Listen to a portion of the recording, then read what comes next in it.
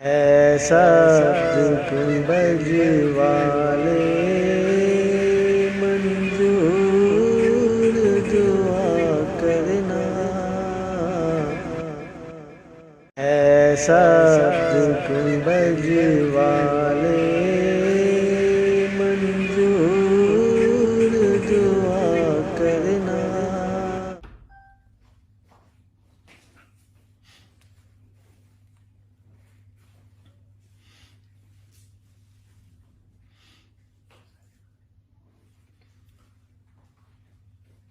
بسم اللہ الرحمن الرحیم۔ حامداً و مصلیاً و مبتملا۔ سب سے پہلے میں نے اپنے بیان کو لکھا تاکہ بولتے وقت کوئی بات چھوٹ نہ جائے۔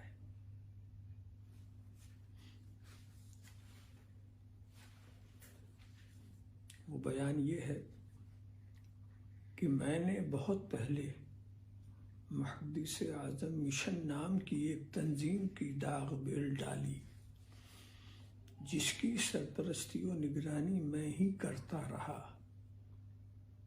میرے ہی بنائے ہوئے دستور کے مطابق اس کے پلیٹ فارم سے دینی اور دنیوی صلاحی و فلاحی کام ہوتے رہے۔ ہماری ہدایت کے مطابق ملک کے باہر بھی اس کی شاخیں قائم کی گئیں، جو اپنے اپنے مقام پر اعلیٰ خدمات انجام دے رہی ہیں۔ ہند اور بیرون ہند کی تمام شاخوں کا سرپرست اعلیٰ مجھی کو بنایا گیا ہے، کیونکہ میں ہی اس تحریک کا بانی تھا۔ میرے لخت جگر نور نظر فرزند عزیز القدر مولانا سید حمزہ اشرف سلمہ جب دارالعلوم علیمیہ جمدہ شاہی سے فضیلت کی سند لے کر گھر آ گئے تو انہوں نے خواہش ظاہر کی کہ میں ان کے لیے ایک مخصوص پلیٹ فارم بنا دوں، جس سے وہ میری ہی بنائے ہوئے اصولوں کے تحت اور میری ہی نگرانی و سرپرستی میں اپنی ثواب دید پر ملک و ملت کی خدمت انجام دیتے رہے۔ چنانچہ میں نے ان کے لیے شیخ الاسلام ٹرسٹ نام سے ایک تنظیم کی تشکیل کر دی۔ اس ٹرسٹ کی مرکزی کمیٹی میں گھر کے لوگوں ہی کو رکھا تو یہ ٹرسٹ گھریلو جیسا ہو گیا، جس کی تفصیل یہ ہے۔ سید محمد مدنی اشرفی جیلانی سرپرست و سربراہ اعلیٰ، سید حمزہ اشرف صدر، اہلیہ سید حمزہ اشرف جنرل سیکریٹری۔ ایسی صورت میں اس ٹرسٹ پر جو حملہ آور ہوگا وہ صاف طور پر میرا ہی مخالف ہوگا۔ اس ٹرسٹ سے گجرات والے اچھی طرح متعارف ہیں، اور جو نہیں ہیں وہ اس کی کسی برانچ میں جا کر اس کے ذمہ داروں سے تعارف حاصل کر سکتے ہیں۔ ناگہانی طور پر ایک عجیب واقعہ پیش آ گیا جس نے مجھے بہت سبق سکھایا۔ وہ واقعہ یہ ہے، شیخ الاسلام ٹرسٹ والوں نے ڈبوئی میں اپنا پروگرام رکھا۔ اس پروگرام میں مشن والے بھی پروگرام دیکھنے کے لیے آئے۔ پھر یہ ہوا کہ ٹرسٹ کا پروگرام مگر تذکرہ مشن کا۔ ٹرسٹ والوں کو یہ چیز بری نہیں لگی، لیکن ان کی خواہش رہی کہ جب جلسہ بنیادی طور پر ٹرسٹ والوں نے رکھا ہے تو اس میں چند منٹ ٹرسٹ کا بھی تعارف کرا دیا جاتا۔ چنانچہ ٹرسٹ کا تعارف کرا دیا گیا، مگر تعارف کرنے میں جو انداز بیان اختیار کیا گیا اس سے منفی پیغام پہنچا، جس کا نتیجہ یہ ہوا کہ مشن اور ٹرسٹ دونوں کے ارکان کچھ مزمحل سے ہو گئے۔ خیر، جو کچھ ہوا، لیکن پورے حالات کی خبر ہوئی تو میں نے اپنی غلطی کا احساس کیا کہ یہ میرا دو تنظیم بنانا ہی غلط تھا، اس لیے کہ جب دونوں تنظیموں کا بانی ایک، سرپرست ایک، دونوں کے ممبران کی اکثریت ایک ہی پیر سے منسلک اور دونوں تنظیموں کے اغراض و مقاصد ایک ہی ہیں، تو پھر یہ دو کیوں ہیں؟ یہ تو آپس میں پھوٹ، اختلاف اور ٹکراؤ کا ماحول پیدا کرنے کا راستہ ہے۔ اسی وقت میں نے طے کر لیا تھا کہ مجھ کو ان دونوں تنظیموں میں سے ایک کو ختم کرنا ہے۔ اس کام کے لیے مناسب وقت کا میں انتظار کرنے لگا۔ ابھی میں کچھ فیصلہ نہیں کر سکا کہ گجرات اور کرناٹک کے بعض علاقوں میں فیملی کے ساتھ میرا سفر شروع ہو گیا۔ حمزہ میاں بھی اس سفر میں میرے شریک رہے۔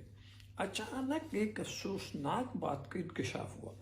حسن عسکری میاں نے 19 دسمبر 2019 کو ایک درخواست اپنے موبائل فون کے ذریعہ وزارت داخلہ میں دی، اور پھر وزارت داخلہ نے متعلقہ وزارتوں وزارت خارجہ اور وزارت خزانہ میں بھیجا۔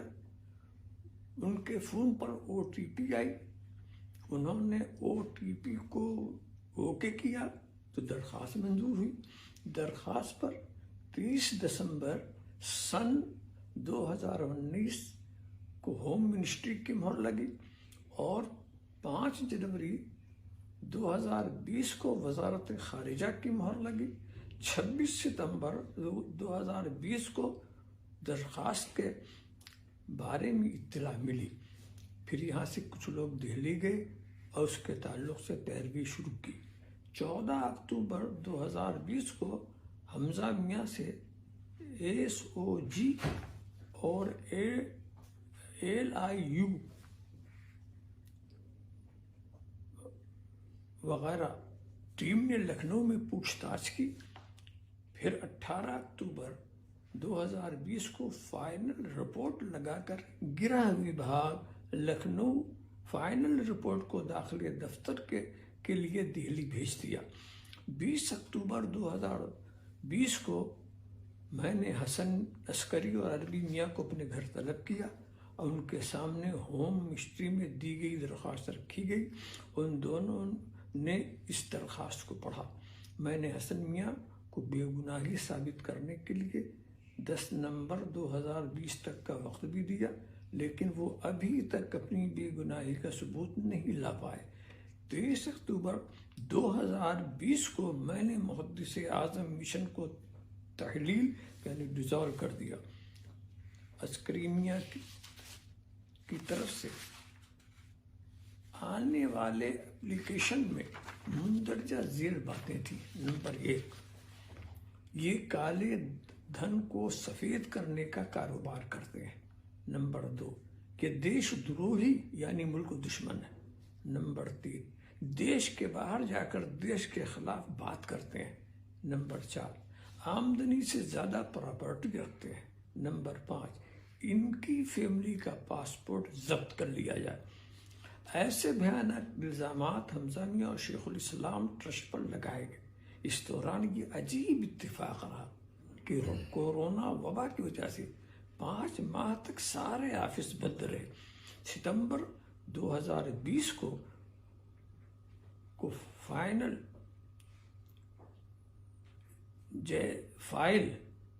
ستمبر 2020 کو فائل جیسے ٹیبل پر آئی۔ اللہ تعالیٰ کا فضل اور مخدومی کرم ہی تھا کہ ہمارے ایک ماننے والے کی نظر اس فائل پر پڑ گئی، اس لیے فوراً مجھے باخبر کرنے کے لیے حمزہ میاں کو اطلاع دی۔ دوسرے دن ہی حمزہ میاں کریم میاں کو لے کر دہلی کے لیے روانہ ہو گئے۔ پھر اس ضروری مسئلے کے تعلق سے جو کام ضروری تھا اس میں لگ گئے۔ اس درمیان مجھے یہ خبر ملی کہ عسکری میاں نے اپنے چند رفقا کی مدد سے محسن اعظم مشن کے نام سے ایک دوسری تنظیم قائم کر لی ہے، اور انہوں نے یہ بھی نہیں سوچا کہ محدث اعظم مشن کو میں نے کیوں تحلیل کیا تھا۔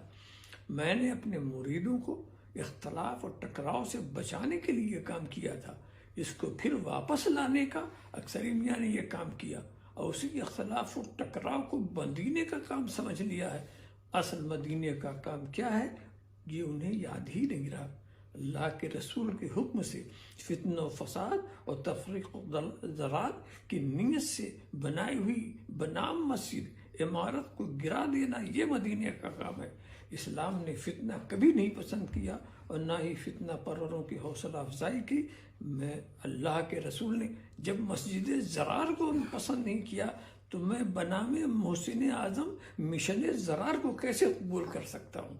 لہذا میں اپنے سارے مریدین کو حکم دیتا ہوں اور تمام معتقدین کو ہدایت کرتا ہوں کہ وہ پہلی فرصت میں محسن اعظم مشن کو ختم کر دے، اپنے علاقے میں اختلاف و تصادم کی تخم ریزی نہ کریں۔ اس کام کے لیے حسنیہ سے اجازت لینے کی ضرورت نہیں، اس لیے کہ ہر فتنہ اور ہر فساد کی جڑ کھودنے کی بارگاہ رسالت سے تمہیں اجازت مل چکی ہے۔ میں نے یہ بھی سنا ہے کہ محدث اعظم مشن کی جائیداد کو بعض ارکان نے اپنے ذاتی نام پر لکھوا لی ہے۔ ان کو یہ بھی خبر نہیں کہ وقف کی جائیداد کو خود واقف بھی دوسرے وقف میں نہیں ڈال سکتا۔ وقف کی تغییر ناجائز ہے تو محدث اعظم مشن کی جائیداد محسن اعظم مشن میں جا ہی نہیں سکتی۔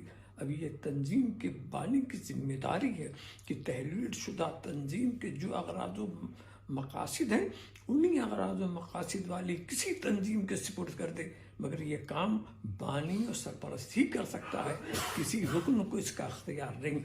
چونکہ شیخ الاسلام ٹرسٹ کا سرپرست بانی میں ہی ہوں اور اس ٹرسٹ کے بھی اغراض و مقاصد وہی ہیں جو محدث اعظم مشن کے ہیں، تو میں اپنے مریدین کو حکم دیتا ہوں کہ وہ محدث اعظم کی ساری جائیداد کو شیخ الاسلام ٹرسٹ کے ذمہ داروں کے حوالے کر دیں اور اس تعلق سے جو قانونی کارروائی ضروری ہو اسے انجام دے ڈالیں۔ مولا تعالیٰ ہم سب کو ہدایت و استقامت فرمائے۔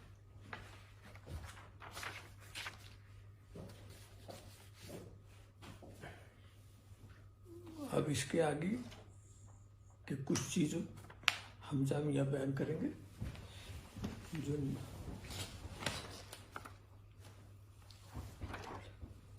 عزیزان ملت اسلامیہ، السلام علیکم ورحمۃ اللہ وبرکاتہ۔ ادھر مسلسل چند دنوں سے جو کچھ باتیں گردش کر رہی ہیں جس کی وجہ سے آپ تمامی حضرات پیچ و خم میں ہیں، کسی فیصلہ کن نتیجے پر نہیں پہنچ پا رہے ہیں۔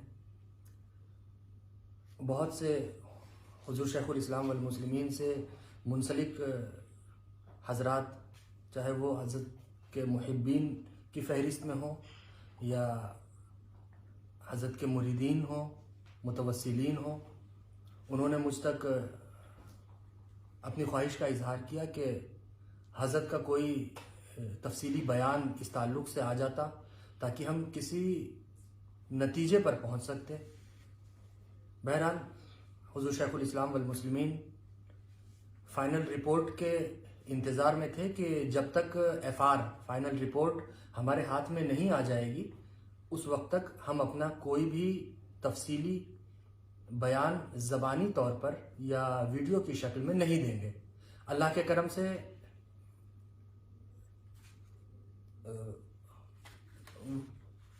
یہ FR 2 روز قبل 22 دسمبر 2020 کو حضرت کے ہاتھ میں پہنچ گئی اور حضرت کے حکم سے ہم آپ کو یہ دکھانے جا رہے ہیں۔ آپ اسے دیکھ سکتے ہیں، یہ اس FR کی کاپی ہے، مینس اس کی زیروکس ہے۔ مولا تعالیٰ ہم سب کو نیک راستے پر چلنے کی توفیق عطا فرمائے، حق بولنے اور حق پر عمل کرنے کی توفیق عطا فرمائے، آمین۔ السلام علیکم ورحمۃ اللہ وبرکاتہ۔